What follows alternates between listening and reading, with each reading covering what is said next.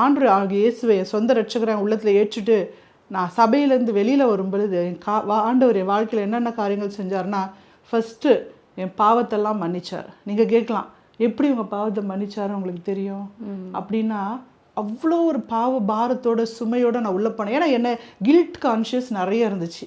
நம்ம செஞ்ச சில காரியங்களால் நம்ம எடுத்த சில முடிவுகளால் எல்லாமே தப்பாக போயிடுச்சே, இதை எப்படி நான் சரிப்படுத்த முடியும்? இந்த கில்ட்டே எனக்கு கொண்டுட்டு இருந்துச்சு.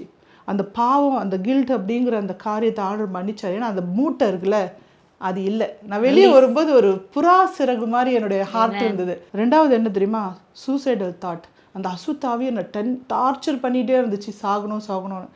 அந்த காரியத்தில் ஆண்டவர் என்னை பூரணமான விடுதலை கொடுத்தாரு. மூணாவது சொன்னேன் தெரியுமா, சின்ன வயசுலேருந்து என்னோட பேசும் தெய்வத்தை நான் தேடிட்டு இருந்தேன். நான் பேசுகிறேன், இப்போ நான் பேசுகிறேன், நீங்கள் பதில் சொல்கிறீங்கல்ல, நான் அப்படி ஒரு தெய்வத்தை தான் கேட்டேன். அப்போ இங்கே பார்த்தீங்கன்னா இயேசு சொல்ல, இனி என்னை நோக்கி கூப்பிடு, நான் உனக்கு மறு உத்தரவு கொடுத்து உனக்கு அறியாததும் தெரியாத மாதிரி பெரிய காரியங்களை அறிவிப்பேன்னு சொல்கிறாரு.